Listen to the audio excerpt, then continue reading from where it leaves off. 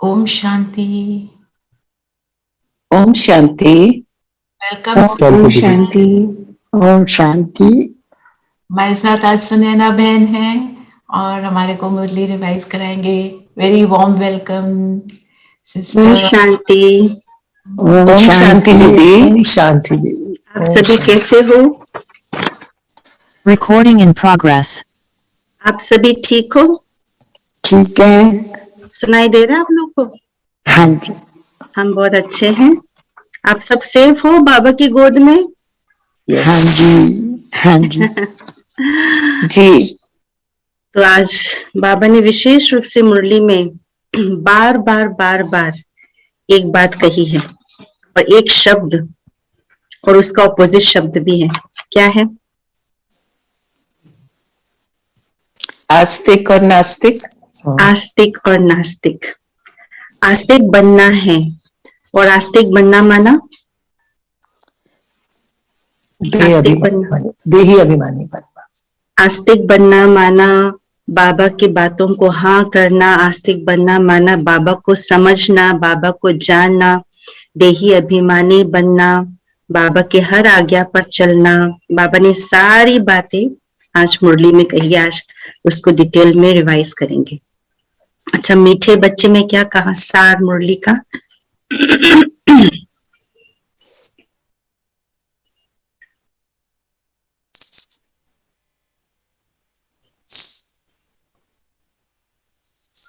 मम्मा बाबा कहते थे तो लाइक बनो। आप ये बताओ कि विकार में क्या क्या आते? बाबा ने एक और विकार की बात कही जो हम हरदम यूज करते रहते हैं, उसका उपयोग करते रहते हैं, उसका हेल्प लेते रहते हैं।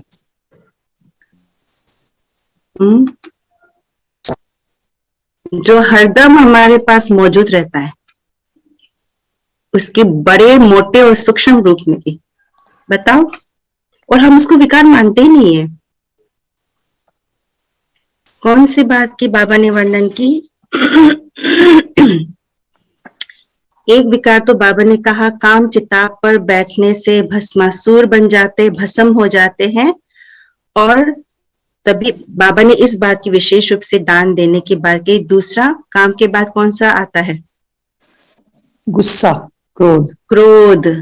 बाबा ने कहा क्रोध भी कम नहीं है, इसका भी दान करना है हमें। क्या बोला बाबा ने क्रोध के लिए?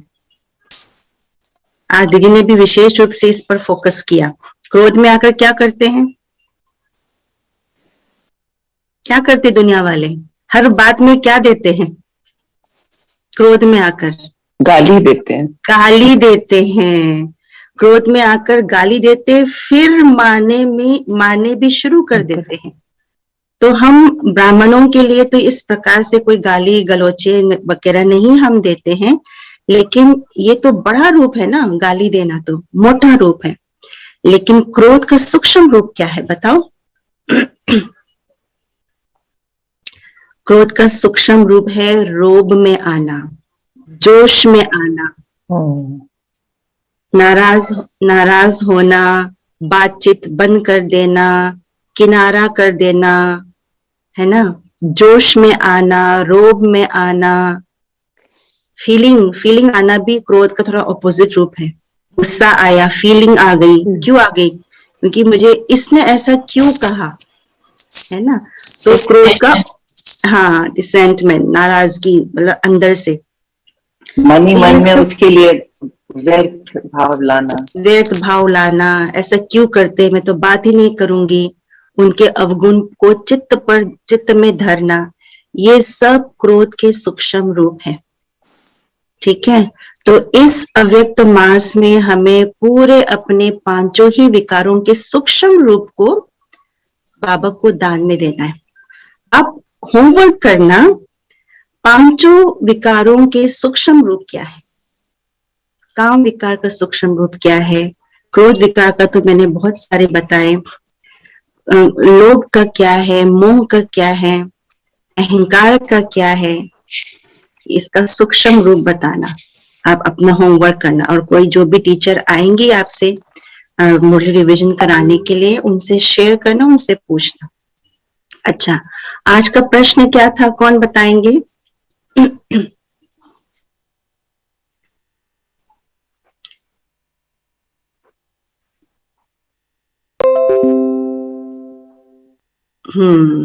अब दूसरा कोई आंसर बताओ, चलो पढ़ के ही बताओ, लेकिन बताओ। एक ये बात समझना, मुझे सब आता है। ये क्यों आता है? ये फीलिंग क्यों आती है? क्योंकि देह अभिमान में होते हैं। क्योंकि देह अभिमान है, सब पता है मुझे, है ना। फिर क्या कौन सी गोली लगने के बावजूद भी कौन सी गोली नहीं छोड़ते? कौन सी गोली खाते रहते हैं? ज्ञान की गोली और माया की गोली खाते रहते हैं। हाँ, ज्ञान की गोली, माया की गोली, हाँ, लगने के बाद भी माया की गोली खाते रहते हैं। मैं आत्मा हूँ, देही अभिमानी बनना है मुझे, इस बात को भूलने से आस्तिक बने हुए हैं और आस्तिक बनने के बजाय नास्तिक बन जाते हैं, ईश्वरीय गोद से मर जाते। तो नास्तिक बनना माना ईश्वरीय गोद से मरना, नास्तिक बनना माना देह अभिमान में आना। अब मुझे सब पता है, वैसे तो पता तो है ना, आपको पता नहीं मैं आत्मा हूँ, शांत स्वरूप हूँ, प्रेम स्वरूप हूँ, मैं बाबा की बच्ची हूँ, मैं ब्राह्मण आत्मा हूँ, पता है। लेकिन ये शब्द मुख से कब निकलता है? जब उस बात की धारणा अंदर से नहीं होती है ना। आप अपने बच्चों को भी क्या कहते हो, ऐसा नहीं करो वैसा करो, तो क्या कहेंगे? मम्मी दादी हमें सब पता है, मत बोलो। पता है, लेकिन वो कर्म में नहीं ला रहे, इसलिए अंदर ही अंदर उसको थोड़ा सा लगता है कि मुझे क्यों बोला जा रहा है ना। धारणा में नहीं लाते हैं। और दूसरा, उनको अहंकार है कि मुझे क्यों बोला जा रहा है। तो सिर्फ पता होने से नहीं बात चलेगी, पता होने के साथ साथ, ज्ञान होने के साथ साथ मुझे उस बात की धारणा भी करनी है, तभी आस्तिक कहलाएंगे, नहीं तो नास्तिक के नास्तिक रहेंगे ना। तो मैं आत्मा, आज पूरा दिन प्रैक्टिस करो, मैं आत्मा देही अभिमानी, मैं आत्मा हूं, मैं देही अभिमानी हूं और मैं शांत स्वरूप हूं। अपने स्वमानों का प्रैक्टिस अंदर से मैं करते रहूं, सिर्फ पता है ये बात नहीं, मैं हूं। राज का गीत क्या है? आज नहीं तो कल बिखरेंगे ये बादल, रात के भूले हुए मुसाफिर, सुबह हुई घर चल। ऐसा गीत है, बहुत सुंदर है, कभी यूट्यूब में सुनना। आज नहीं तो कल बिखरेंगे ये बादल, रात के भूले हुए मुसाफिर, सुबह हुई घर चल। अब सुबह हो गई है, वापस घर चलो। इसलिए आज बाबा ने क्या कहा, वापस घर चलने की बात क्या कही? बच्चे देही अभिमानी बनो और वापस मेरे साथ घर चलो। तो जब हम देह अभिमान में आकर के भूल जाते हैं अपने आप को और बाबा को, तो हम रात के राही भटक गए। और अब सुबह हुई, ज्ञान सूर्य प्रकट हुआ, तो बाबा ने कहा मैं आ गया हूं बच्चे, वापस घर चलो, सुबह हो गई। ठीक है, गीत का सार यही है। फिर मुरली की शुरुआत में बाबा ने कौन सी बात से शुरू की, और मतलब ऑलमोस्ट आधा पेज से थोड़ा कम उस पर बाबा ने समझाया। उसको बाबा ने मिसाल देते हुए, कंपैरिजन करते हुए समझाया बाबा ने। घड़ी के ऊपर नहीं समझाई, बताओ। क्वार्टर, हाफ और फुल। वैसे 4 और आधा कल्प और आधा कल्प, नॉर्थ पोल साउथ पोल में जैसे। आधा क्या बताया उसमें? उन्होंने बोला कि पहले तो ये बोला कि वह भी घड़ी है और ये बेहद की घड़ी है, उसमें भी क्वार्टर, हाफ और फुल दिखाया है। 4 हिस्से हैं, 15-15 मिनट मिले हुए हैं। आधा कल्प दिन, आधा कल्प रात। नॉर्थ पोल में 6 मास 6 रात होती है, जरूर 6 मास साउथ पोल में भी दिन होगा। आधा कल ब्रह्मा का दिन, आधा कल ब्रह्मा की रात। तो बाबा ने देखो कितना अच्छा टीचर बाबा है। देखो पूरी घड़ी को ही आप जैसे बाबा ने क्वार्टर हाफ इस तरह से बोले, तो पूरा घड़ी आपके सामने आ गई। तो उसमें बाबा ने पूरा घड़ी और सृष्टि चक्र दोनों कंपैरिजन किया ना, सतयुग, त्रेता, द्वापर, कलयुग। और आधा जो है वो सुख है और आधा जो है दुख है। जिस तरह से नॉर्थ पोल और साउथ पोल में दिन और रात होता है। कितना बढ़िया बाबा ने समझाया, तो समझ में आ गया पूरी सृष्टि चक्र की बात बाबा ने घड़ी के अनुसार समझा दिया। जैसे नॉर्थ पोल साउथ पोल में 6 मास दिन और 6 मास रात होता है, तो ऐसे ही सतयुग त्रेता ब्रह्मा का दिन, द्वापर कलयुग ब्रह्मा की रात, है ना। तो बाबा ने कहा ये मनुष्य जो है वो आस्तिक नहीं है और नास्तिक अक्षर जो है वो नहीं समझते हैं, तो वो सिर्फ ये बात को समझते हैं, नास्तिक माना भगवान को नहीं जानते। बाबा के लिए नास्तिक माना भगवान को नहीं जानते ये भी है, लेकिन ज्ञान, बाबा ने जो ज्ञान दिया वो भी नहीं जानते। बाबा का बच्चा बनने के बाद भी ज्ञान को सही रीति से ना समझना, बाबा को याद ना करना, देही अभिमानी ना बनना, बाबा ने कहा ये भी नास्तिक है। क्योंकि धारणा की बात है ना, सिर्फ ज्ञान सुनने सुनाने की बात नहीं है। और क्या बोला बाबा ने, बताए एक एक करके बोलो। ठंडी लग रही है सबको? हाँ, तो फिर ठंडे क्यों पड़ गए? दीदी बाबा ने वो भी बोला कि जो हमारी हम लोग की पृथ्वी है, एक टांग टूट गई है, बाकी 3 पैर पर खड़े हैं हम लोग। मतलब जो मिसाल दिया इसमें, किस मिसाल से बाबा ने शुरू किया? कल्प वृक्ष से इसका तुलना की जाती है। हाँ, तो बाबा ने कहा ना, जैसे कल्प वृक्ष जो है हमारा जर्जरीभूत अवस्था हो गए हैं, जिस प्रकार से बनियन ट्री होता है उसका जो मेन थुर है वो समाप्त हो गया और बाकी जो छोटे छोटे टालियां वही थुर बन गया है। तो हमारा जो इस कल्प वृक्ष का मेन फाउंडेशन जो देवी देवता धर्म है वो खत्म हो गया, समाप्ति हो गया, गुम ही हो गया, किसी को पता ही नहीं है। और बाकी सारे छोटे छोटे धर्म जो है वो टालियां ही, जैसे कि वो छोटे छोटे थुर के कार्य कर रहे हैं। और क्या बोला?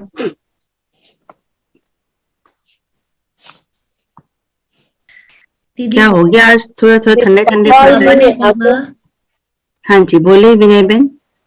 दीदी बाबा ने कहा कि अभी भी अगर तुम पवित्र नहीं होंगे तो घाटा पड़ेगा। अभी भी तुम अभी पवित्र नहीं होंगे तो घाटा पड़ेगा। घाटा मतलब कैसे घाटा पड़ेगा, समझाओ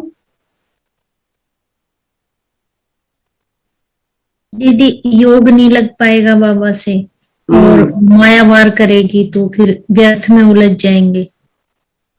यहाँ जो पवित्रता की बात है, घर गृहस्थ में रहते हुए हम जो पवित्र रहते हैं, ब्रह्मचर्य व्रत की बात है, वो तो है ही है। ब्रह्मचर्य पवित्र, संपूर्ण पवित्रता का छोटा सा भाग है। यहाँ पर जो बाबा ने संपूर्ण पवित्रता की बात कही, क्योंकि हमें देवी देवता 16 कला संपन्न संपूर्ण निर्विकारी बनना है, तो उसमें मन वचन कर्म दृष्टि वृत्ति दृष्टि स्वप्न तक की पवित्रता की बात है। तो यदि हम नहीं बनेंगे तो हम देवी देवता संपूर्ण 16 कला संपन्न नहीं बन सकेंगे ना। तो ये घाटा होगा, क्योंकि ये समय ही मनुष्य से देवता बनने का कल्याणकारी समय। मैं कई बार ना एक कहानी सुनाती हूँ, शायद इस ग्रुप में सुनाया होगा बहुत पहले। हमको बचपन में हमारी दीदी सुनाती थी, सेंटर की दीदी। तो कहती है कि बंदर और बंदरी किसी पेड़ के ब्रांच के ऊपर बैठे थे, तो वो अपना कुछ फल फूल तोड़ के खा रहे होंगे। तो अचानक ही बैठे बैठे अचानक ही एक दिन आकाशवाणी हुआ, जिसको देवी देवता बनना है, जिसको अपना रूप बदलना है, यही समय है, यही समय है, कूद जाओ, ब्रांच से कूद जाओ, तो आपका रूप बदल करके मनुष्य क्या देवी देवता बन जाओगे। ऐसा आकाशवाणी हुआ। तो दोनों आपस में देख करके बात करने लगे, ये कौन सी संभव, मतलब ऐसे कैसे संभव हो सकता है। तो क्या किया, बंदरी ने सोचा कि यही मौका, एक बार ट्राई मारने से क्या फर्क पड़ता है, यदि नहीं बनेगा तो ऊपर आ जाएंगे फिर से, इसमें क्या है। तो बंदरी कूद गई और बंदर सोचता रह गया, अरे क्या है, ऐसे करके वो सो गया। बंदरी कूद गई और सच में कूदते ही वो देवी के रूप में परिवर्तित हो गई। और वो इधर उधर टहल रहे हैं, 2-4 बंदरी भी कूदे, तो वो लोग भी नीचे टहल रहे हैं, एकदम देवी देवता सुंदर मूर्त बन करके। अब जब ये बंदर जो था वो जब नींद खुला तो देखने लगी बंदरी कहाँ है, तो उसको दिखाई नहीं दिए। तो जब नीचे देखा तो कुछ कहीं नहीं दिखाई दे, सब देवी देवता के रूप में है। तो दोबारा आकाशवाणी हुआ कि उसको लगा कि शायद वो आकाशवाणी सत्य था, वो नीचे फिर से कूदा तो बंदर का रह गया, देवता तो नहीं बना। दोबारा आकाशवाणी हुआ कि जो समय था उसी समय में ही कूदना था, अभी वो समय चला गया। तो ये संगम युग की कहानी है। वो दीदी हमको बचपन में छोटे थे ना, तो संगम युग को कल्याणकारी युग, पुरुषोत्तम कल्याणकारी युग क्या है इसको समझाने के लिए हम बच्चों को ये कहानी सुनाते थे। तो अभी हमारी जो बुद्धि है, फीचर है, बंदर के समान है। अभी जो टालिया काम क्रोध लोभ मोह अहंकार, उससे कूद करके बाबा के बन जाओ, तो यही समय है। तो बाबा ने कहा ये पवित्र नहीं बनोगे तो नुकसान आपका होगा, है ना, सब कुछ संपूर्ण पवित्र। तो आप समझ लो, क्या मैं ब्रांच के ऊपर तो नहीं बैठी हूं अभी, हाँ, मैं कूद गई हूँ बाबा के ज्ञान के उस सागर में, है ना। अच्छा, और बताओ दीदी, और क्या बात? बाबा ने कहा कि जानने वाले भी नंबरवार पुरुषार्थी हैं, मतलब सब एक जैसे नहीं है, वो भी नंबरवार पुरुषार्थ कर रहे हैं। तो एक्यूरेट जो नहीं जानते हैं तो वो भी क्या करते हैं कि जिनको ज्ञान की समझ करते हैं, फिर नहीं समझते, फिर आते हैं, फिर जाते हैं। तो एक्यूरेट ना जानने के कारण अशारवंती सुनंती कथंती भगंती हो जाते हैं। तो ये मुझे आज का पॉइंट बड़ा लगा कि जब हमें अच्छी ठीक समझ नहीं होती है, या हम नहीं समझते हैं या धारणा नहीं करते हैं, तो आकर भी अच्छा करते करते भी फिर कहीं चले जाते हैं, विच इज रॉन्ग। मतलब वी शुड नॉट। तो एक्यूरेट समझना माना क्या? आप लोग ने एक्यूरेट समझ लिया, ज्ञान को एक्यूरेट समझ लिया आप लोगों अभी ने? समझ रहे हैं, अभी तो साथ साथ आप लोगों से समझ रहे हैं, आप लोग दीदी लोग समझाते हैं। बिल्कुल, ज्ञान को एक्यूरेट समझने का भावार्थ बाबा का बेसिकली इस पर फोकस है, निश्चय, कि एक्यूरेटली। बस ज्ञान तो बहुत विस्तार है, बाबा नए नए राज खोलते जाते हैं, लेकिन यदि एक, क्या कहते हैं ना, एक साधो तो सब साधे, है ना, सब साधे सब जाए। तो एक को साधना माना निश्चय कि ये जो ज्ञान देने वाला है वो बाबा है। मैं आत्मा हूँ, ड्रामा पर निश्चय। जो कुछ भी परिस्थिति है वो ड्रामा अनुसार आना ही है, कर्म के हिसाब के अनुसार आना ही है। ये पक्का निश्चय बुद्धि में बैठ जाना, जैसे कहते ना, आपको समझ में आ गया, माना बुद्धि ने उस चीज को एक्सेप्ट कर लिया। तो यदि निश्चय होता है ना, तो कोई भी बात ज्ञान की नहीं भी समझते हैं ना, तो भी आपको लगेगा कि नहीं, ये बात बाबा ने कहा है ना, तो वो एक्यूरेट ही है। ये ड्रामा में है ना, तो एक्यूरेट ही है, मेरी बुद्धि इधर उधर भटकेंगी नहीं। तो ना समझने का भावार्थ बाबा का यहाँ पर निश्चय पर है, कि मेरा जो बाबा पर निश्चय है, ड्रामा पर निश्चय है, परिवार, ईश्वरीय परिवार पर निश्चय है, वो कहाँ तक है, कैसे। जैसे फॉर एग्जाम्पल, आप कभी किसी सेंटर पर जाते हो, या किसी बड़े रिट्रीट सेंटर, हमारे ओआरसी जैसे अलग अलग स्थान हैं रिट्रीट सेंटर, तो आप किसी भाई बहनों के व्यवहार देखते हो या ये करते हो, तो आपको लगता है अच्छा, इतने पुराने भाई बहनों के अंदर भी ऐसे संस्कार अभी भी है, क्या फायदा, मतलब हमने देख लिया, हमें तो पता नहीं था। तो क्या हुआ, ये आपने परिवार को समझा नहीं, आपने जो ईश्वरीय परिवार के प्रति जो निश्चय होनी चाहिए वो आप में आया नहीं। आपके अंदर ये क्यों बात आई कि इतने पुराने भाई बहने हैं फिर भी धारणा नहीं? बाबा ने क्या कहा, आपने जैसे अभी कहा, नंबरवार पुरुषार्थ अनुसार सबकी अपनी अपनी धारणा है, सबके अपने अंदर के जो विकार है वो निकल के आता है। लास्ट समय पर सारी बीमारियां निकल के आनी है, तो ये हमने समझा नहीं, क्योंकि मैंने निश्चय हुआ, मेरे को निश्चय का जो फाउंडेशन है वो पक्का नहीं हुआ। तो फाउंडेशन तक पहुंचने से पहले बहुत सारे नेगेटिव विचार आना शुरू हो गया, ऐसा क्यों, वैसा क्यों, वैसा क्यों, और फाउंडेशन जैसे बाबा ने कहा ना, थुर चला गया और सारे टाल टालियां रह गई। जो टाल टालियां है मतलब यदि मैं कल्प वृक्ष हूं, मैं आत्मा कल्प वृक्ष के रूप में हूं, तो मेरा मेन थुर है बाप पर निश्चय, आत्मा पर निश्चय, ड्रामा पर निश्चय और परिवार पर निश्चय। तो वो पक्का नहीं तो हिल जाता है। और जो ताल टालियां है, जो मैंने जितना बहुत ज्ञान समझा और दूसरों के पर चिंतन मनमत, वो उसका प्रभाव मेरे मन पर पड़ने से जो निश्चय है वो छिप जाता है, वो खत्म हो जाता है। तो बात ये है समझना माना निश्चय की बात। कई प्रकार के संस्कार वाले आपको मिलेंगे, कई बड़ी बड़ी बहनें, पुराने भाई बहनें भी अलग अलग प्रकार के मतलब गुस्सा करते हुए नजर आएंगे आपको, या चिड़चिड़ाते हुए नजर आएंगे।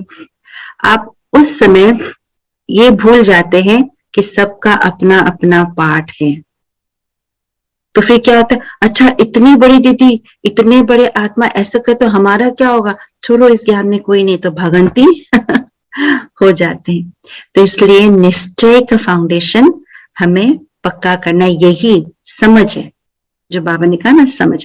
बाकी छोटे छोटे बाबा ज्ञान के पॉइंट्स तो अंत तक राज खोलते रहेंगे, एक सारी बात है। और सुनाए, बाबा ने सर्वव्यापी के बारे में क्या कही, और दीदी ने भी एक एग्जाम्पल दिया था।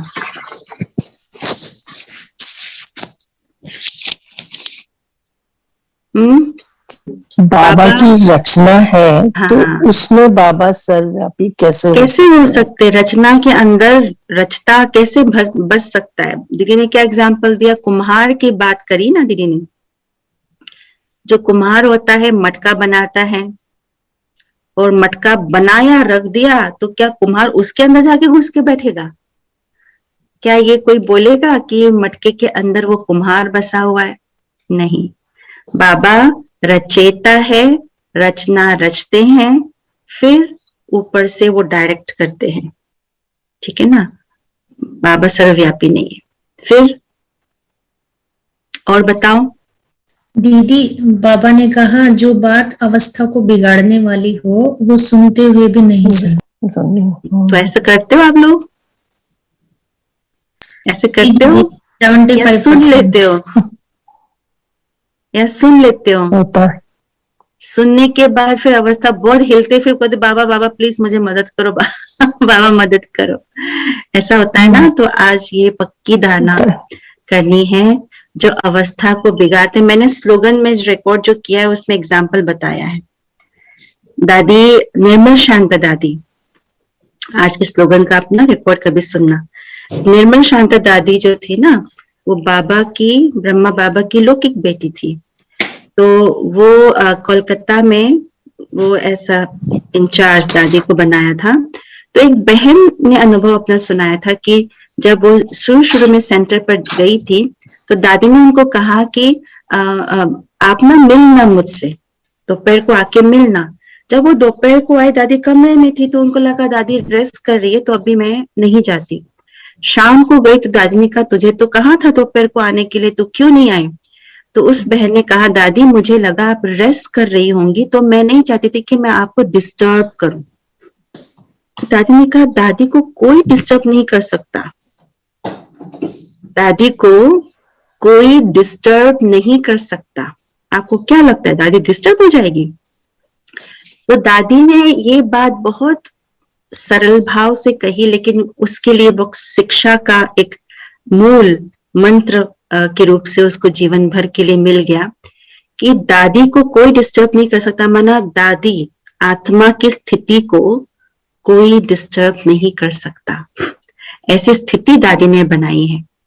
तो क्या मैंने अपने मन को इतना सक्षम, इतनी शक्तिशाली बनाई है, जो कोई भी बात यहाँ पर छुए और निकल जाए, हिलाए ना, चाहे वो बात के रूप में कानों से आए यहाँ तक छुए, चाहे वो आंखों के दृश्य के रूप में यहाँ से आए यहाँ को छुए भी क्या, छुए नहीं उसको। उसके लिए मुझे बार बार उपराम स्थिति, मैं यहाँ की हूं ही नहीं, मैं मेहमान हूं, मैं महान हूं। अब मुझे जब लगता है कि ये मेरे अपने ऐसा कह रहे हैं, मेरा कोई है नहीं ना। जब कोई अपना कुछ कहता है ना तो दिल को लगता है, होता है। कोई बाहर के लोग कहते तो हमें लगता है अरे छोड़ो ना, ये तो बोलते रहता है। लेकिन जब जो अजीज है मेरे अपने, वो कोई मुझे बोले तो कहता अच्छा, मेरी फ्रेंड, मेरी बहन, मेरी माँ, मेरे पति देव, उसने ऐसा कह दिया मुझे। ये आपका तो है ही नहीं ना, किसने कहा ये आपका है? जब मैंने अपना मानते हैं ना उस चीज को, तो फिर मुझे लगता है बुरा। तो मानो ही नहीं ना अपना। है क्या अपना? आपको बच्चा है? हाँ नहीं, बाबा के हैं, सबका अपना अपना पार्ट है। तो इसको साक्षी होके देखने का अभ्यास, साक्षी होके सुनने का अभ्यास, ये मूल मंत्र है। ठीक है, ये स्लोगन में था ना कि अवस्था बिगाड़ने वाली कोई बात हो उसको सुनते हुए भी ना सुनो। फिल्टर, यहाँ पर फिल्टर लगा लो, क्या इंपॉर्टेंट है इसका। आप ऐसे समझ लो ना। आप देखो ना, दुनिया में भी इतने फेमस फिल्म स्टार है, स्पोर्ट्स स्टार है, रईस लोग हैं, उनके लिए कितनी सोशल ट्रोलिंग होती रहती है। वो कोई उसमें थोड़ा ना गंभीरता से लेकर के रोने बैठने जाते हैं। हाँ, थोड़ा बहुत बुरा लगता है, बस हो गया, ठीक है। ऐसे ये सारा सोशल में भी बहुत महान आत्मा हीरो हीरोइन है, तो लोग तो कुछ तो बोलेंगे, लोगों का काम है कहना। तो सुन लो, ये ट्रोलिंग हो रही है, कोई बात नहीं। अच्छा करो तो भी क्रिटिसिज्म है, बुरा करो तो भी क्रिटिसिज्म है, आगे बढ़ जाओ। ठीक है, और क्या है आपको? कुछ 2 पेज का भी सुनानी है ना? अच्छा, 2-3 पॉइंट्स और सुनाते। दीदी आज कुछ 3 टांग वाला कुछ बात करी ना, यूएन की भी 3 टांग वाली कुर्सी है, कुछ थोड़ा सा कंफ्यूज हूँ, बताएंगे उसके बारे में? हाँ बताओ, पॉइंट बताओ पहले। उसमें वो ये वाली बात थी ना, ये वृक्ष की तो बात थी, क्या बताओ पूरा उसका? यूएन कुर्सी की बात कर रहे हैं। हाँ, कुर्सी जो जिनीवा में है ना कुर्सी, हाँ, उसमें भी 3 टांगे हैं, 4 नहीं। तो जिनेवा में कुर्सी का एक मॉडल बनाया हुआ है जिसमें 3 टांगे और चौथी टांग टूटी हुई है, ऐसा कुछ है, ऐसे ही है ना? हाँ जी, हाँ जी। तो वही बात कही है, वही जो वृक्ष की बात कही ना, उसका ही एग्जाम्पल है। तो मेन जो टांग है वो टूट गई है, लेकिन 3 टांगों से खड़ी है जिस तरह से कुर्सी, तो वैसे ही जो वृक्ष है, वृक्ष का जो मेन थुर है वो टूट गई है, वो समाप्त हो गया है, और बाकी जो छोटे छोटे थुर है उसके आधार से वो जो ब्रांचेस ही उसका बन गया है, थुर बन गया है, और उसी से ही खड़े हैं ब्रांच। वही बात है। तो फाउंडेशन हमारा देवी देवता धर्म, पवित्रता का जो फाउंडेशन है, उसके द्वारा जो धर्म बना है वो समाप्त हो गया है, लेकिन बाकी छोटे छोटे मत पंथ आदि धर्म छोटे छोटे निकल करके आज मनुष्य सृष्टि को खड़ा हुए दिखाई दे रहे हैं। मेन जो पवित्रता का धर्म है वो समाप्त हो गया, यही बात है। देखने वो उसका एग्जाम्पल दिया होगा। ओके। और फिर बाबा ने लौकिक पिता और परम पिता और प्रजापिता ब्रह्मा के किसी को समझाना है तो सबसे पहले ये तीनों का अलग अलग इंट्रोडक्शन देना है। लौकिक पिता कौन है, अलौकिक पिता कौन है, परमात्मा कौन है, इन तीनों का अलग अलग परिचय देना है। अच्छा, आज बाबा ने सतयुग में क्या क्या होगा ये क्या बताया, बताओ दीदी। डांस होगा, गाना होगा। अच्छा, I really love this. Everybody would be on the, मैं सब लोग डांसिंग, मतलब बहुत अच्छा लगता है कि हमारा जो म्यूजिक होगा वो बहुत होगा। जो हमारे एरोप्लेन भी होंगे वो भी, साइंस बहुत एडवांस होगी, सतयुग में भी एरोप्लेन होंगे, तो एडवांस एरोप्लेन होंगे। अच्छा, डांस कौन कर सकेगा? स्लोगन क्या है? सब करेंगे, खुश कर होगा। सकेंगे, सच तो मीठो नच बोला ना आज बाबा ने। सच बैठो नच, जो सच्चे होंगे वो नाचते रहेंगे। और सच्चा माना सिर्फ सच बोलना नहीं, मैं सच हूँ, सच सोचना, सच भावना रखना, सच्चे बाप के साथ रहना, सत्संग में रहना मुरली के, ये सब सच्चे के अंदर आते हैं। तो सच तो बिठो नच, तो जिन्होंने सत्य मुरली को और अपने आप को और बाबा को पहचाना, पूरा धारण किया, वो सतयुग में नाचते रहेंगे। और अभी भी नाचना है, जो संगम पर नहीं नाचते वो सतयुग में नाचेंगे ही नहीं, वो देखेंगे।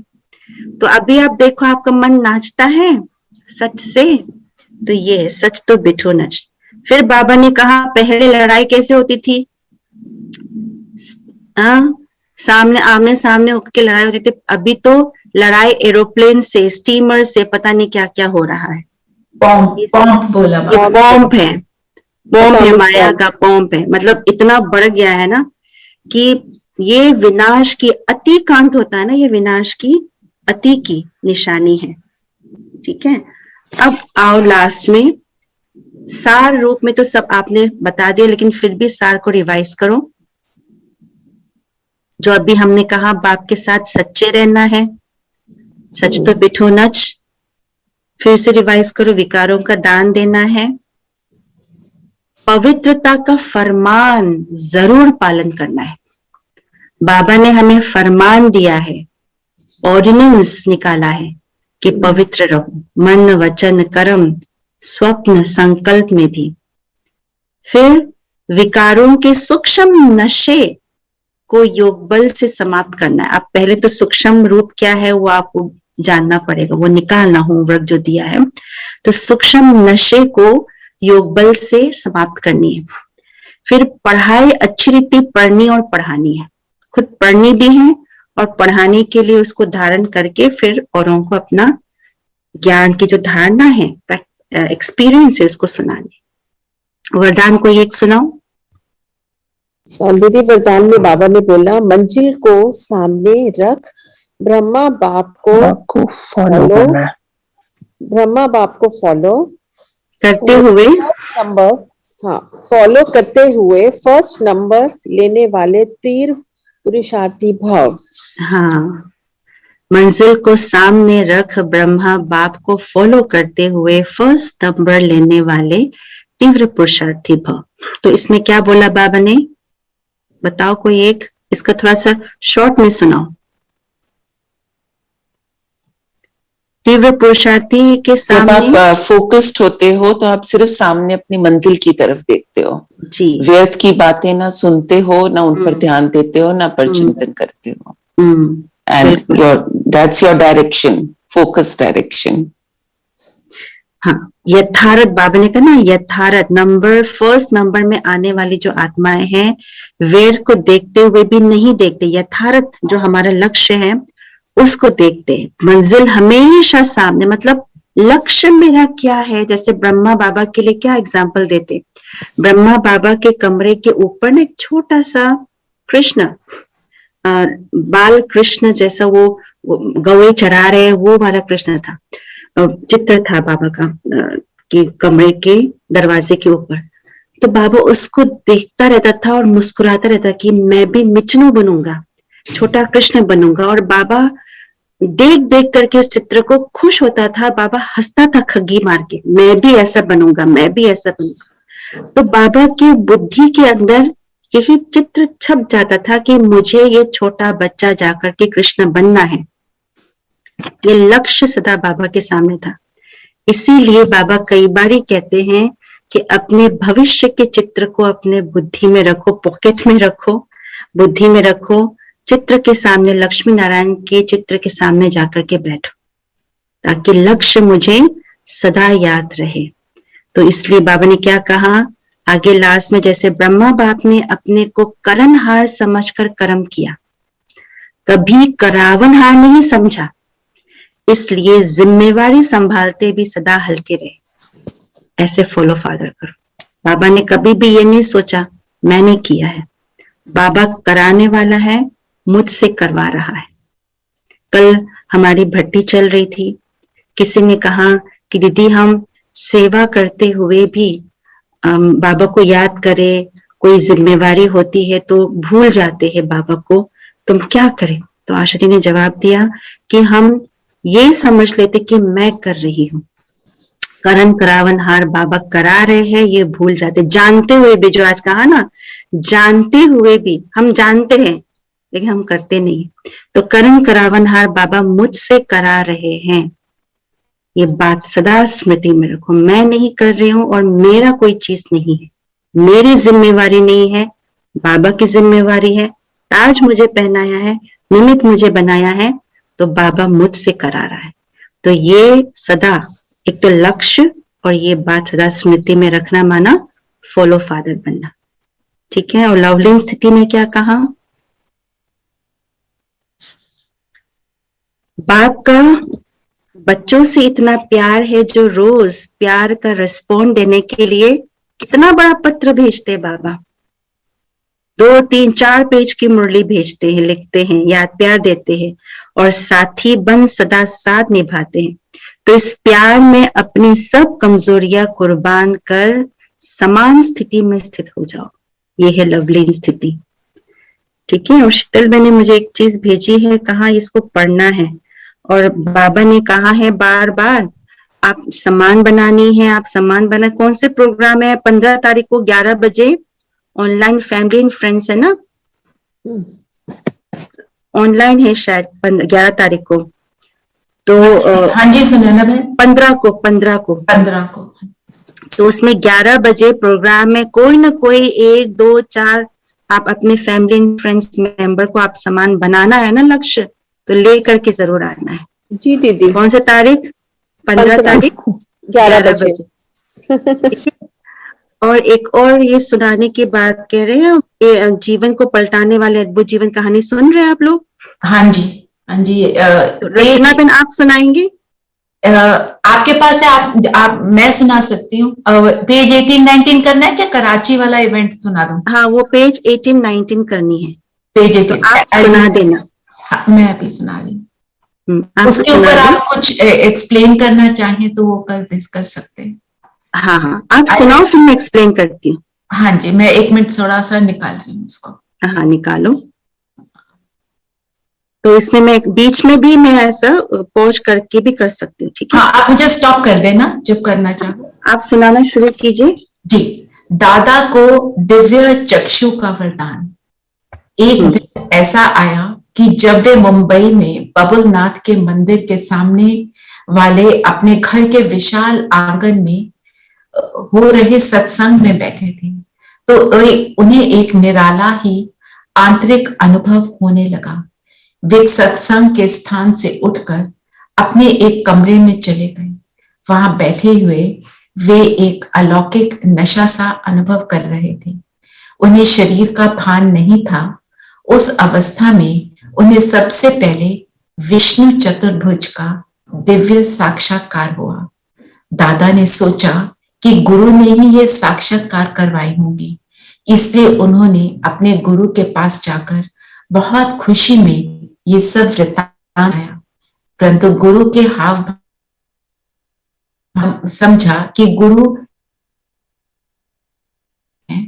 और दिव्य साक्षात कराना उनकी सामर्थ्य से बिल्कुल बाहर की बात है। अतः उनका मन अब परम पिता परमात्मा की ओर मुड़ा, जो ही वास्तव में सबका सद्गुरु है। दादा के मन में निश्चय हुआ कि दिव्य दृष्टि और दिव्य बुद्धि का दाता केवल परमात्मा ही है और उस एक ही को सच्चा गुरु मानना चाहिए। उन्हें महसूस हुआ कि परम पिता परमात्मा ही उन्हें दिव्य चक्षु रूप वरदान दिया है। ज्योतिर्लिंगम शिव का तथा कलयुगी सृष्टि के महाविनाश का दिव्य साक्षात्कार, वो तो अगला है। अभी ये है। सुने ना बहन, इतना ही था। इतना ही था। हाँ, इतना ही। एक छोटा सा पोर्शन पढ़ लेते हैं ना, so that we can assimilate in this little time. तो जो ब्रह्मा बाबा मुंबई में जब बाबा का जो मकान था ना, हमें दिखाया था कि बाबा के मकान जो ऊपर है फ्लैट बाबा का, और बाबा की उस खिड़की से बबुलनाथ का मंदिर दिखता था। तो जो बाबा को फर्स्ट साक्षात्कार हुआ उस बबुलनाथ के मंदिर से ही हुआ था। तो जैसे अभी सुनाया, तो ये शिव बाबा ने ब्रह्मा बाबा को तैयारी करनी थी, क्योंकि शिव बाबा को ब्रह्मा के तन में आना है ना। तो ब्रह्मा बाबा का तन तो अभी लास्ट जन्म होने के कारण से, ब्रह्मा की रात होने के कारण से इतना पतित हो गया, लेकिन बुद्धि को और सूक्ष्म बनानी थी। मेन चीज बुद्धि को सूक्ष्म बनाना था, ताकि उस बुद्धि से बाबा कार्य करा सके। तो इसके लिए बाबा को, शिव बाबा को प्रिपरेशन कराना था। ब्रह्मा बाबा को थोड़ा सा मन ही मन प्रिपरेशन कराना था। जैसे कहते हैं ना, भक्ति से वैराग्य होता है, वैराग्य से फिर ज्ञान की प्राप्ति होती है। तो बाबा को पहले वैराग्य दिलवाया, याद है? फिर उसके बाद अंदर ही अंदर से भगवान के प्रति विश्वास, आस्था ठहराना था। तो गुरु से शिव बाबा को बाबा का ध्यान हटवाना था, इसलिए ये साक्षात्कार विष्णु चतुर्भुज का करवाया शिव बाबा ने, और ये विश्वास दिलाया कि ये दिव्य साक्षात्कार जो है कोई गुरु, मनुष्य आदि नहीं करा सकते। इसलिए बाबा कई बार क्या कहते हैं कि जो दिव्य चक्षु का जो चाबी है, दिव्य दृष्टि की जो चाबी है, वो किसके पास है? सिर्फ भगवान के पास है, इंसान के पास नहीं। कोई भी साक्षात्कार, चाहे वो भक्ति में, चाहे ज्ञान में, जो भी साक्षात्कार होता है, चाहे किसी देवी या देवता के रूप में हुआ हो, चाहे शिव बाबा के रूप में, ब्रह्मा बाबा के रूप में, दादी गुलजादा, किसी के भी रूप में हुआ हो, ये साक्षात्कार स्वयं भगवान ही करा सकते, कोई भी मनुष्य आत्मा करा ही नहीं सकते। ये बात बाबा की बुद्धि में आ गई, तभी उनका बुद्धि योग गुरु गोसाई आदि से निकल करके बाबा पर, शिव बाबा पर, माना परमात्मा पर, उस समय तो शिव बाबा कौन है पता नहीं था ब्रह्मा बाबा को ना, तो भगवान पर आस्था उनकी और बढ़ गई। तो बुद्धि सूक्ष्म बनाना माना बुद्धि का योग इंसानों से तुड़वा करके एक बाबा की तरफ लगवाना, ये शिव बाबा की युक्ति थी। तो पहला जो साक्षात्कार हुआ विष्णु चतुर्भुज का, बॉम्बे के बबुलनाथ मंदिर में, ये बताया था ना जी? हाँ, ये बताया। वो बैठे तो अपने घर में थे, लेकिन जो फ्लैट था ना, वो एकदम जैसे ये मेरे सामने अभी खिड़की है, मानो ये सामने दिखता, सामने एकदम बबुलनाथ का मंदिर, और उसके उसमें से शिवलिंग भी दिखता था बाबा को। तो वहां बाबा हमेशा बैठता था, उनको अच्छा लगता था मन। तो आप कभी मुंबई जाएंगे ना, सेंटर, गाम देवी सेंटर के पास जो है, वो दिखाया, ये जो फ्लैट था ना, ये वाला मकान अभी तो किसी और का हो गया, और वो, और ये बबुलनाथ का मंदिर, तो वही से ही उनको साक्षात्कार हुआ। आगे अब हम तो थोड़ा सा ही पढ़ते हैं, और आप कहते हो तो और पढ़ देती हूँ। अच्छा, इतना 2 पेज माने इतना ही पढ़ते हैं आप? नहीं, मतलब एक पॉइंट बस पढ़ देते हैं ताकि वो समा जाए, फिर कल कुछ और पढ़ देंगे। बाकी बुक सबके पास है, बुक सबको ऑनलाइन वाला भेज दिया है, तो जिससे जितना पढ़ना हो। आप कहते हो तो मैं अगला पढ़ देती हूँ। नहीं, अभी योग का टाइम बोला ना, कहते 15 मिनट योग करते हैं, तो आप योग शुरू करो, ताकि क्योंकि हमारा जो मास चल रहा है, अव्यक्त मास, जितना हम व्यक्त से अव्यक्त में रहे, सारा दिन भी व्यक्त माना, पता है, व्यक्त माना व्यक्त भाव, ऐसा क्यों किया, वैसा क्यों, जिसको स्थूलता में ज्यादा होता है ना, उससे हम जितना हो सके उतना हम ऊपर उठे। स्थूलता नहीं, व्यक्त नहीं, ये ऐसा क्यों, ऐसा रंग रूप से न्यारा, उस रंग रूप के सोच से भी ऊपर अव्यक्त में फरिश्ता हूं, और जो भी आए हर एक को अपने सूक्ष्म शरीर में एकदम चमकता हुआ सितारा, इसमें देखने का अभ्यास करो। ठीक है रचना बहन, आप योग कराओ। और वैसे भी आशा जी ने 16, 17, 18 3 दिन का प्रोग्राम का अनाउंस किया ना? हाँ जी, तो वो भी सबको ऑनलाइन आपको भेज दी जाएगी, सारा शेड्यूल, उसी अनुसार हमें चलना है जी, वो और डिटेल आपको बता देंगे। ठीक है, तो अभी आप योग कराइए। Thank you so much, thank you. Okay, ओम शांति। तो मुझे ओम शांति, थैंक यू। दीदी ओम शांति। ओम शांति, ओम शांति, थैंक यू। ओम शांति दीदी। ओम शांति। So I will leave now, okay? Okay, okay. See you soon. Same to you. I would like to see you all soon. Yes, thank you. Thank you, दीदी। ओम शांति। चले हम सभी कंफर्टेबल होकर बैठेंगे।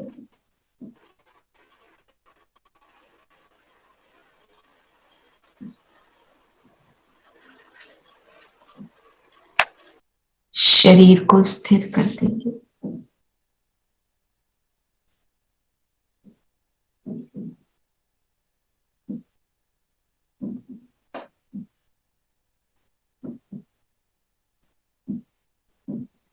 और अपना सारा ध्यान माथे के बीच लेकर आएंगे।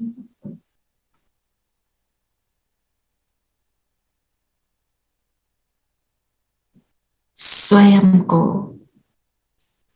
दिव्य ज्योति बिंदु सितारा अनुभव करें।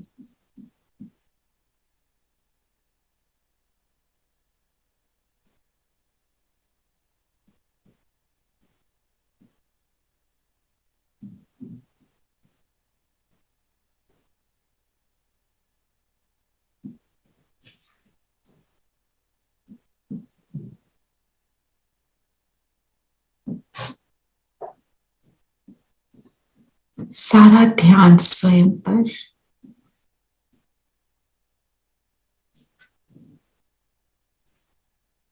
मैं फर्स्ट नंबर लेने वाला तीव्र पुरुषार्थी ब्रह्मा बाप को फॉलो करने वाली आत्मा हूं।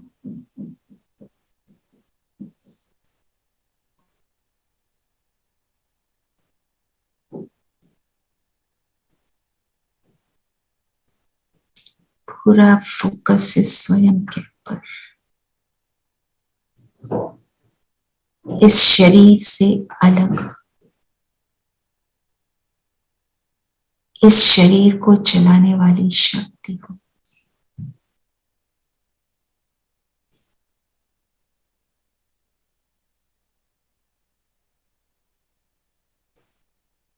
मालिक हूं इस शरीर की।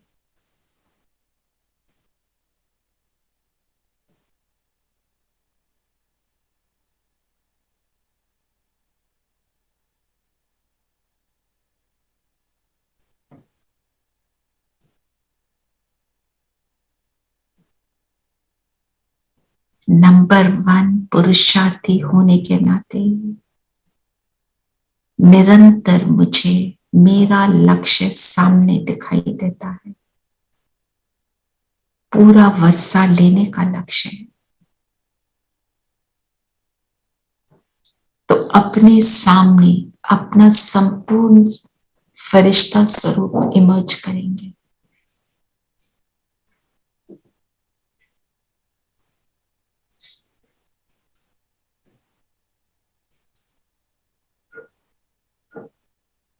मेरा ही शरीर, पर लाइट का शरीर।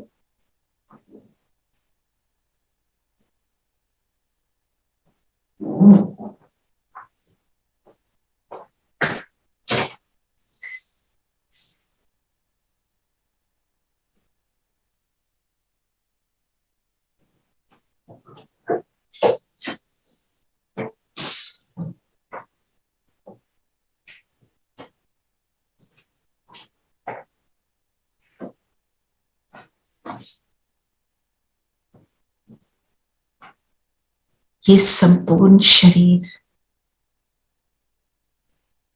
दिव्यता से भरपूर, बहुत आकर्षक लाइट धरती से उपराम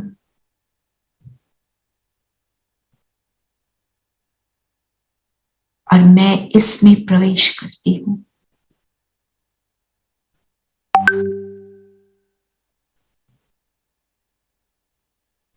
इसमें प्रवेश कर अपनी फरिश्ता स्वरूप को अनुभव कर रही हूं।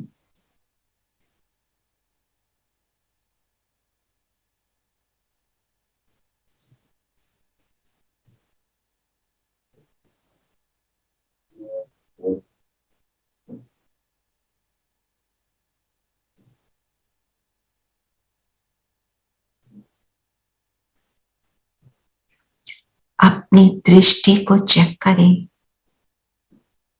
मुझे क्या नजर आ रहा है। आसपास अन्य आत्माएं कैसी नजर आ रही हैं।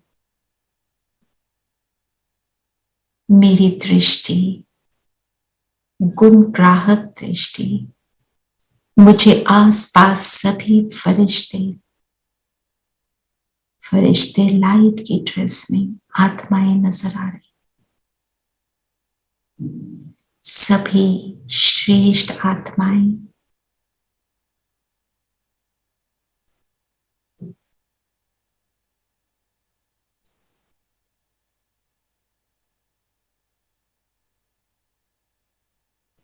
देखें सभी को इसी स्वरूप में।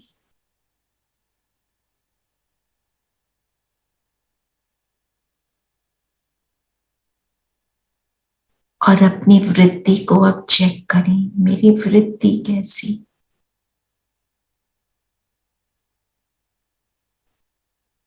कल्याणकारी वृत्ति,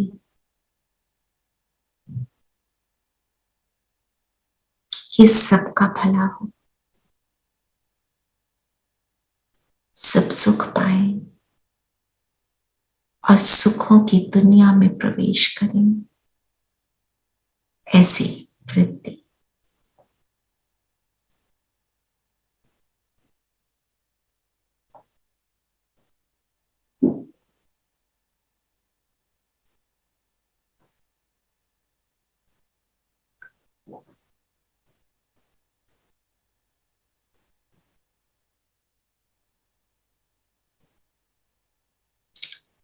और चेक करें मेरे संकल्प कैसे चल रहे हैं।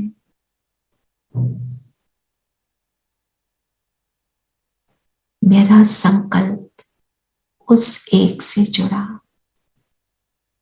वो जैसे चलाए मैं चलूं,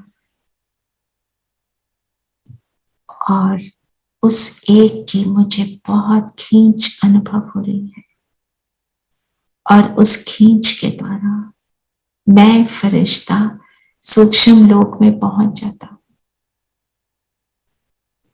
बाप दादा के सामने।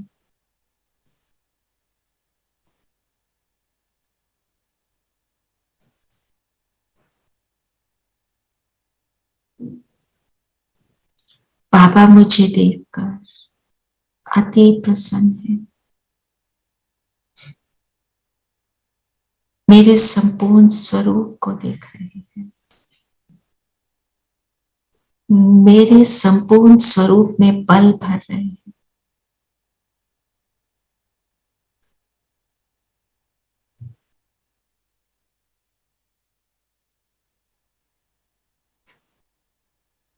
बाबा कहे, ये मेरा सर्वश्रेष्ठ लायक बच्चा है, विकारों का दान देकर देही अभिमानी बना है, ईश्वरीय गोद का सच्चा बच्चा है।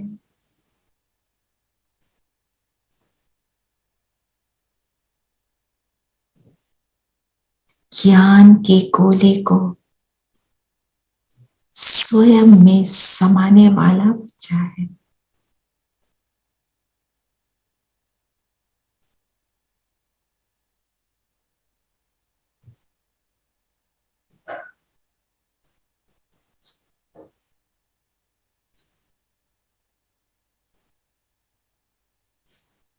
बाबा की दृष्टि, बाबा का स्नेह अनुभव करेंगे।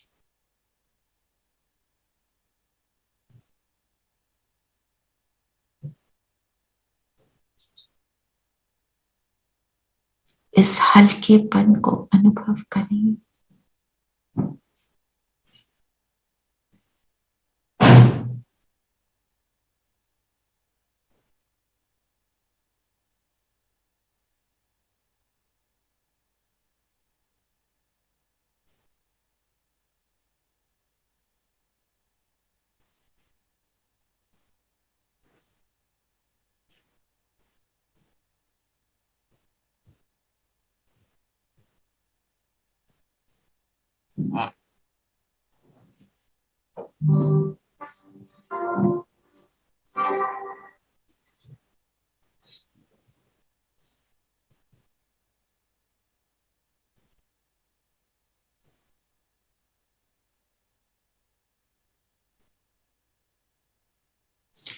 बाबा ने मेरे माथे पर अपनी अपनी लाइट की उंगली से तिलक लगाया और मैं बिंदु बनकर सितारा बन सितारों के देश में परम धाम पहुंच जाए।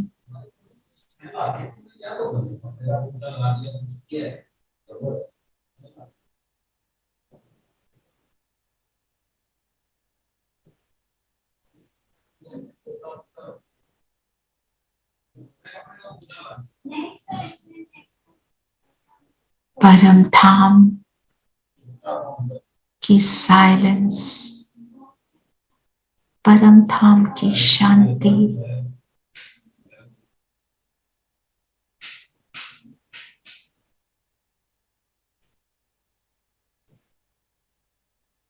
मैं अनुभव कर रही हूं।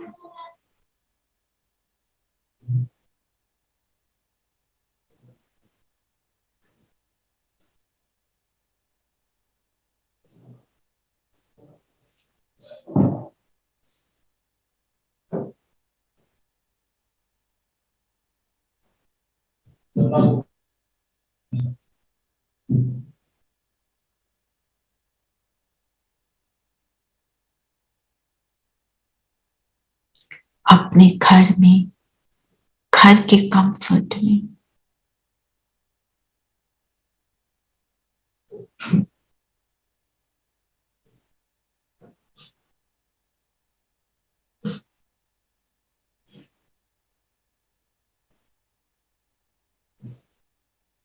और बीच में चमक रही है महाज्योति,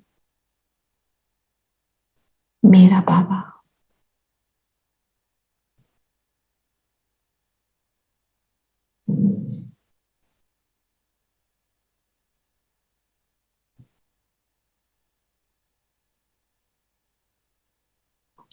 बाबा के बिल्कुल समीप चले जाएं।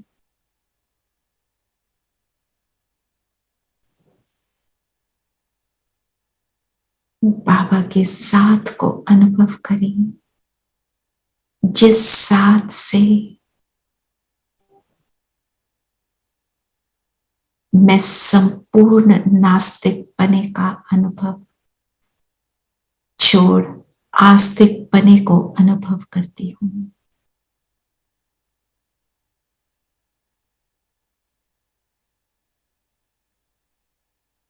विकार समाप्त होते जाते हैं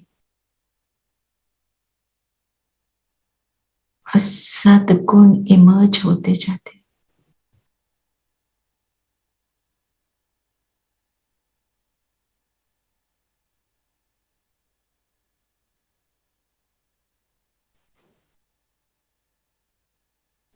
संपूर्णता का अनुभव होता।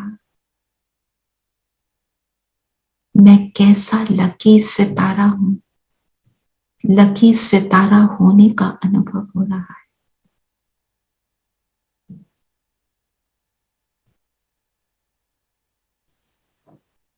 अपने सच्चे स्वरूप और अपने सच्चे पिता के साथ का अनुभव कर रही हूं।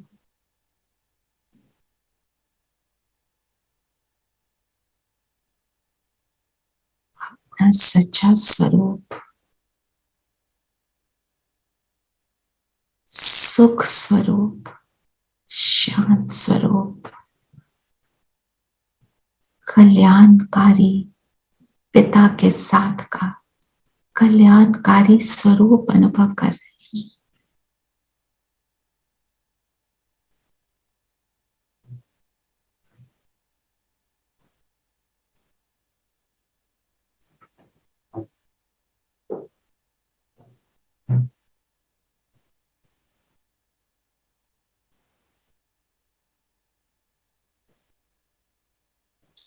योग का बल मुझे क्या से क्या बना रहा है, वो अनुभव कर रही हूं।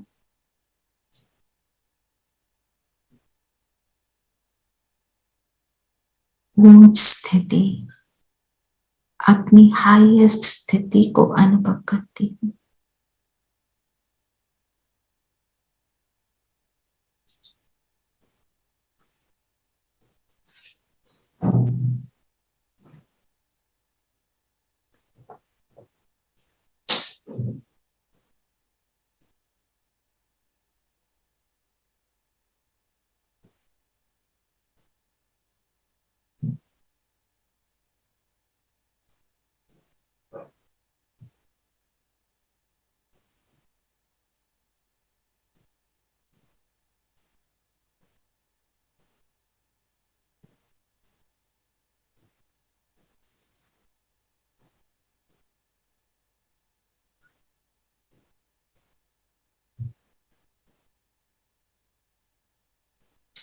ऐसे अनुभव में लीन होते हुए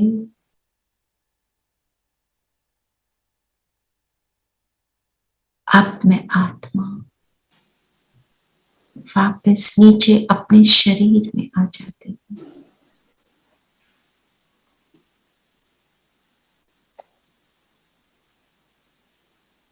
अपने आप को अपनी सीट पर सेट करेंगे शरीर में, ब्रेन के सेंटर में।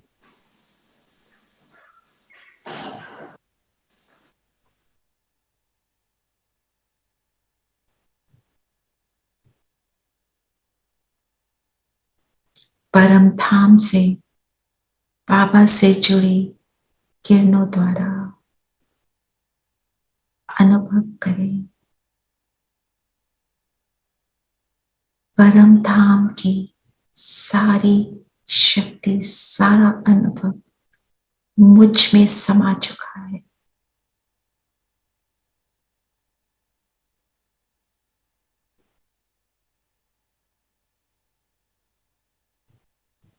बाबा जो इस समय पर साथी बनकर मेरा साथ निभा रहा है,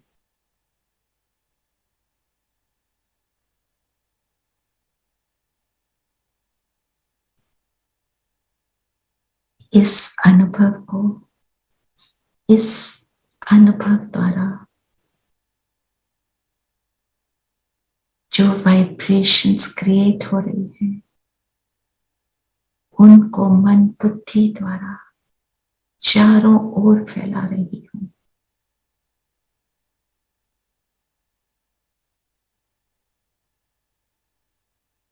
हम जिस भी स्थान में हैं, वो स्थान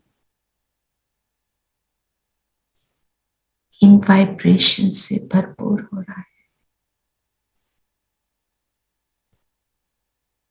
इस स्थान में इन पवित्र श्रेष्ठ वाइब्रेशंस के जाने से सब विघ्न नष्ट हो रहे हैं।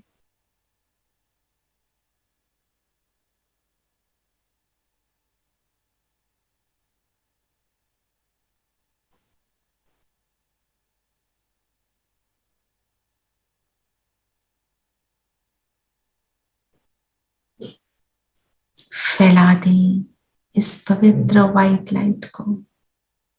हमारा स्थान जगमगा रहा है स्वयं प्रभु के प्रकाश से। यहाँ हर आत्मा इस श्रेष्ठ अनुभव को अनुभव कर रही है, एक सूक्ष्म रीति से।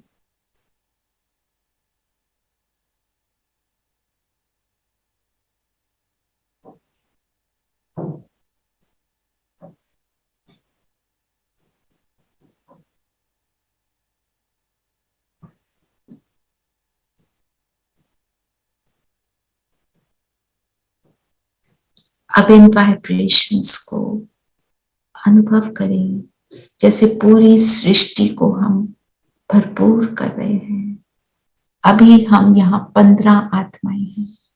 हम सब मिलकर कलेक्टिवली संकल्प यही कि हर आत्मा को प्रभु के धरती पर आने का एहसास हो, सुख मिले।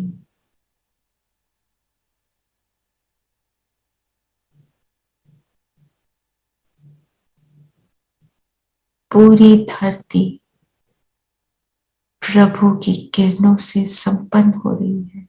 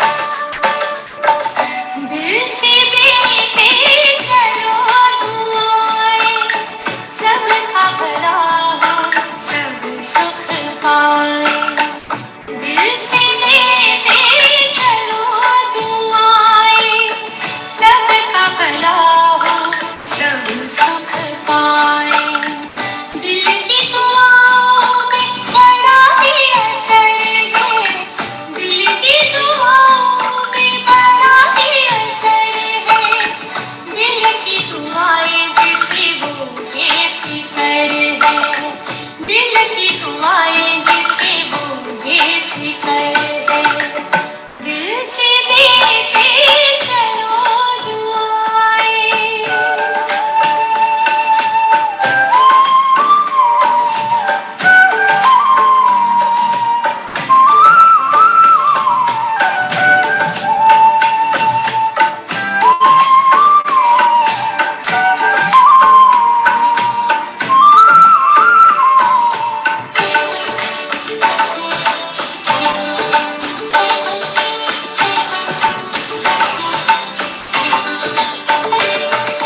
हमेशा करती मदद दुआएं, चाहे जिंदगी की शाम आए।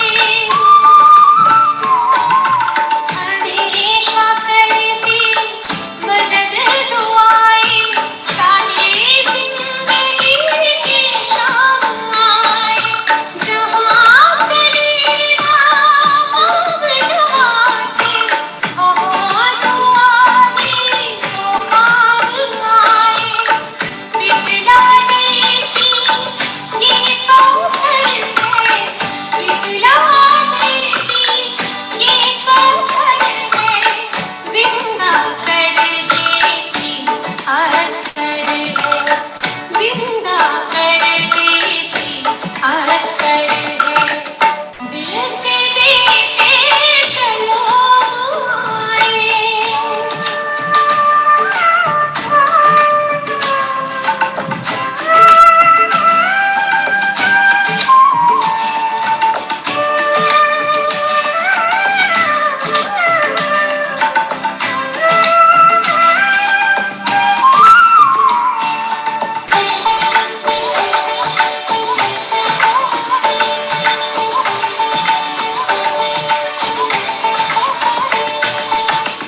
जिनके हैं संकल्प सुहावन, वाणी बरसाती सुख सावन।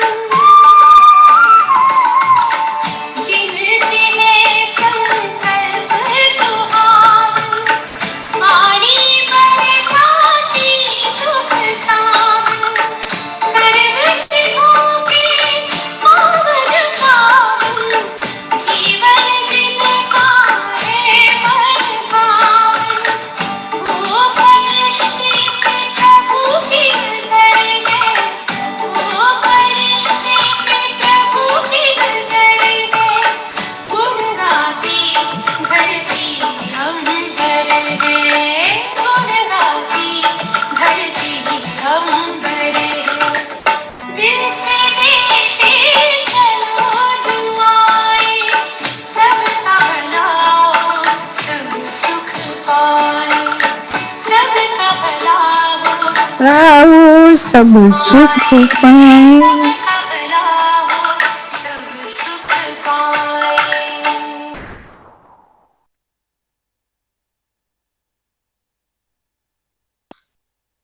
ओम शांति।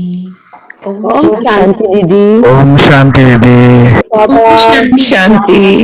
15th का सब याद रखना 11 o'clock। आयशा दीदी ओम मिलेंगे। शांति। दीदी किसी जी, और जी, को बुला सकते हो तो जरूर बुलाइएगा। दीदी वो नयों 15 को 11 11 in the morning 11 है। आपको लिंक वगैरह सब भेज देंगे।